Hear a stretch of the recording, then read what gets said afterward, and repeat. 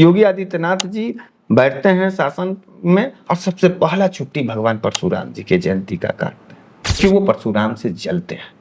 वो इतिहास को लेकर के आज भी ब्राह्मणों से अंदर अंदर उनका अपमान करना चाहते हैं। पंडित जनेश्वर मिश्रा के नाम से एशिया का सबसे बड़ा पार्क बना के दिया यदुवंशियों ने। बताइए किसके सामने जाए, कहाँ जाए?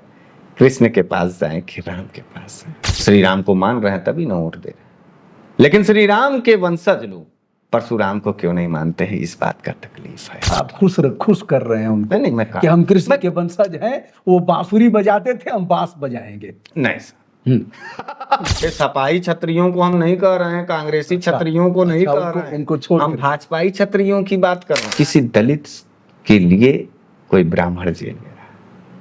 रामजी लाल सुमन दलित सांसद हैं समाजवादी पार्टी। हमारे जैसे ब्राह्मण, विनय शंकर तिवारी जैसे ब्राह्मण, कमलेश तिवारी जी की हत्या इसी योगी सरकार में। समाजवादी पार्टी के मुखिया ने बुलाया, जी। पहली मुलाकात आपसे हुई थी जी।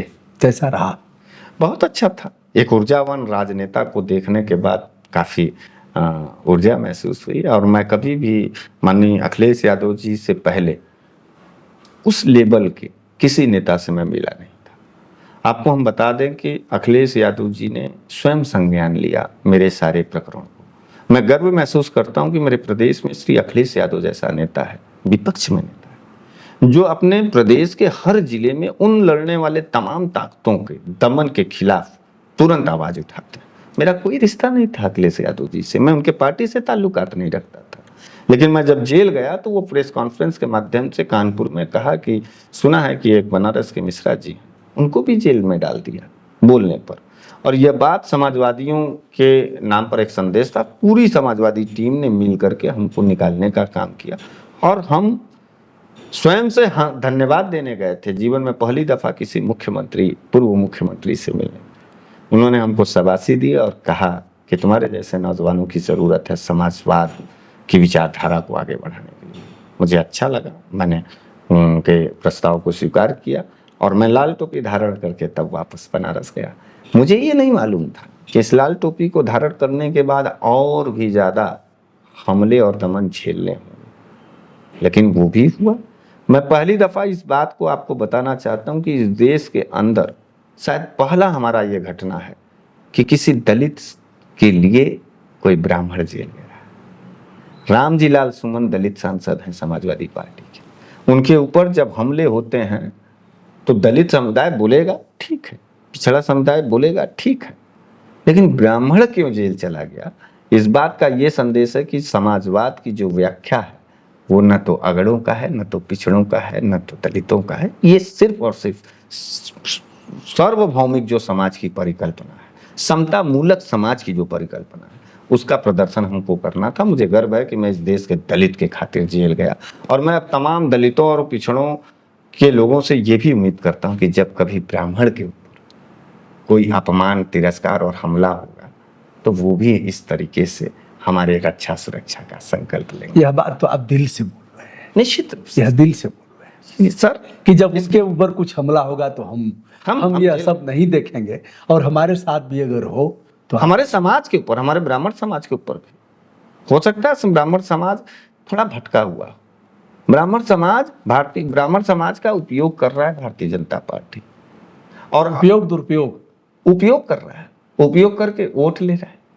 दुरुपयोग ये कर रहा है कि हमारे जैसे ब्राह्मण, विनय शंकर तिवारी जैसे ब्राह्मण, कमलेश तिवारी जी की हत्या इसी योगी सरकार में हुई। दुरुपयोग, उपयोग इसी को न कहते हैं कि योगी आदित्यनाथ जी बैठते हैं शासन में और सबसे पहला छुट्टी भगवान परशुराम जी के जयंती का काटते हैं। भगवान परशुराम जी के नाम पर शोभा यात्रा निकालने पर इसी ब्राह्मण समाज का अपमान किया गया, इसी लखनऊ में।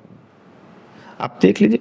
और समाजवादियों की बात करते हैं, हम पूछना चाहते हैं आपसे कि उत्तर प्रदेश के मुख्य राजधानी में पंडित जनेश्वर मिश्रा के नाम से एशिया का सबसे बड़ा पार्क बना के दिया यदुवंशियों ने। बताइए किसके सामने जाए, कहाँ जाए? कृष्ण के पास जाए कि राम के पास जाए? यह दौर कृष्ण का है, यह जरूरत कृष्ण, यहाँ कृष्ण की जरूरत है। इस धार्मिक महाभारत के युद्ध में कृष्ण की जरूरत है और मुझे फक्र है कि अगर अखिलेश यादव जैसा आप राम और कृष्ण में बांट रहे हैं ना मैं काल बात आप खुश कर रहे हैं उनको नहीं मैं कि हम कृष्ण के वंशज हैं। वो बांसुरी बजाते थे, हम बांस बजाएंगे। नहीं सर, कृष्ण ने सुदामा को दिया, उस कृष्ण ने भी दिया और ये इस यदुवंश के सम्राट ने भी दिया। इस राम ने सबरी को दिया, कहा सुन कह रघुपति सुन भामिनी बाता, मानव एक भगत करनाता। तो रामकृष्ण में हम क्यों बांट जाए? नहीं हम बांट नहीं रहे सर, हम बांट नहीं रहे। हम श्री राम को भी मानेंगे, हम संविधान को भी मानेंगे। श्री राम को तो माने, श्री राम को मान रहे हैं तभी ना वोट दे रहे। लेकिन श्री राम के वंशज लोग परशुराम को क्यों नहीं मानते हैं, इस बात का तकलीफ है। ये बात हम कहने आए आपके मंच पे।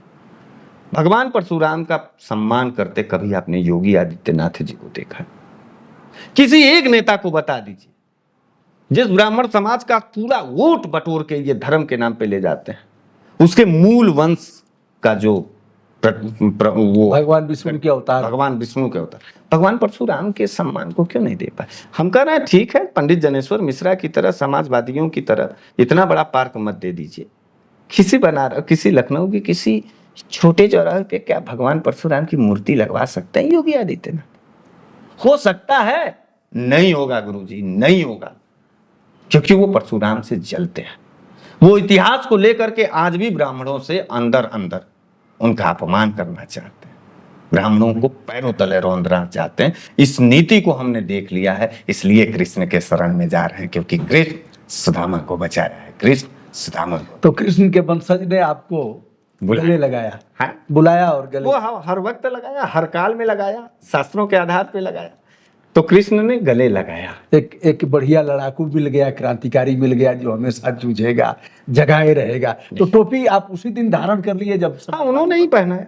अच्छा, कही ये जिम्मेदारी है तुम्हारी, ये ताज है तुम्हारा। अच्छा, एक पूर्व मुख्यमंत्री, मतलब आप जैसे एक चीज होता है कि मुंह बा के लगाम लेना और फिर लगाम पहना देना, तो आप मतलब जैसे इसीलिए तैयार होके गए थे कि आज टोपी पहन के ही आएंगे उनसे, या फिर बातचीत में ऐसा लगा कि यह व्यक्ति अच्छा है और इनके साथ हमारा निभ जाएगा? देखिए, जरूरत है समाजवादी पार्टी के साथ काम करने की। हम आपसे पूछना चाहते हैं, एज ए पत्रकार नहीं, एज ए उत्तर प्रदेश के नागरिक, क्या संतुष्ट हैं शासकीय कार्रवाई से, प्रशासनिक कार्य? नहीं, हम पहले भी संतुष्ट नहीं थे, अभी नहीं है। तो निश्चित रूप से ये लोग क्रूरता की, हम तो मोर्चा पहले भी खोले रहे, पहले भी, और 30 वर्षों से मोर्चा जहां भी कहीं कुछ हुआ वहां हम मोर्चा खोले रहे। हाँ, तो आज भी हम खोले हैं और ये हमारा दायित्व है, हमारी फंडामेंटल ड्यूटी है। सत्ता में भी हम रहे तो भी हमने मोर्चा खोल रखा था। निश्चित रूप से कृष्ण की जरूरत है और महाभारत की जरूरत है, और ये महाभारत का संग्राम चुनाव का संग्राम होगा। 27 में कौरवों की हार होगी और पांडव हम और आप जैसे लोग जीते जाएंगे। हमको भी जोड़ेंगे उसी में, निश्चित रूप से। अच्छा, बागियों का एक समूह है, बगावत करने का जो डीएनए है वो सिर्फ और सिर्फ हमारे और आपके बीच में है। मंगल पांडे से लेकर के चित्तू पांडे से लेकर के और पंडित जवाहरलाल नेहरू तक के पूरे इतिहास को आप देख लीजिए। जब जब सामाजिक क्रांति हुई है तो किस जातियों का सबसे ज्यादा योगदान है? ये आज मैं इसलिए नहीं कह रहा हूँ कि मैं ब्राह्मण हूँ इसलिए मैं अपनी जाति की बात कर रहा हूँ, मैं इतिहास के ऊपर जा रहा हूँ। हाँ, नहीं, योगदान तो सभी का रहा है मिश्रा जी। अभी हम गए थे झारखंड में, हमने देखा जो आदिवासी वो थे कितना लड़ाई किया है उन्होंने, तो सबकी अपनी बड़ी बड़ी प्रासंगिकता रही और सबने बढ़ चढ़ करके। एक चीज है कि अग्रिम पंक्ति में हम रहे हैं, पढ़े लिखे लोग रहे हैं, तो हमारे दायित्व उनसे। लेकिन अब हम लोगों को जाहिल बनाने की कोशिश की जा रही है, धर्म का चाशनी और धर्म का नशा चटा करके हमको सड़कों पर ही सीमित करने की जरूरत का चेष्टा रख रही है। जितने भी योगी आदित्यनाथ के जाति के लोग हैं, मैं खुल के कहना चाहता हूँ, उनका गुंडई चरम पर है, उनका अहंकार चरम पर है और उनके शब्द बेलगाम। नहीं, सभी को तो नहीं कह सकते। अरे सपाही छत्रियों को हम नहीं कह रहे हैं, कांग्रेसी छत्रियों को नहीं कह रहे हैं, उनको छोड़, हम भाजपाई छत्रियों की बात कर रहे हैं, भाजपाई ब्राह्मणों की बात कर रहे हैं। भाजपाई ब्राह्मण अपने जाति को, जो विपक्षी ब्राह्मण है, जो सामाजिक ब्राह्मण है, उसको माँ बहन की गाली दे रहा है। कह रहे तुम योगी जी के खिलाफ बोल रहे हो, तुम भाजपा के खिलाफ बोल रहे हो।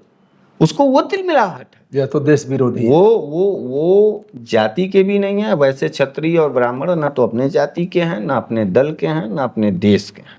ये लोग सिर्फ और सिर्फ अवसरवादी हैं, खून पीने वाले हैं और खून बहाने वाले लोग हैं। इसका भी खाटी बनारसी अंदाज, छात्र राजनीति से लेकर के और फिर कांग्रेस में कुछ दिन असदुद्दीन ओवैसी साहब की पार्टी से लड़ने के बाद अब समाजवादी पार्टी की लाल टोपी धारण कर लिए हैं। सपा मुखिया से अनन्य मित्रता हो गई है। यदुवंशी ने कहा है कि आप जैसे लोगों की जरूरत है।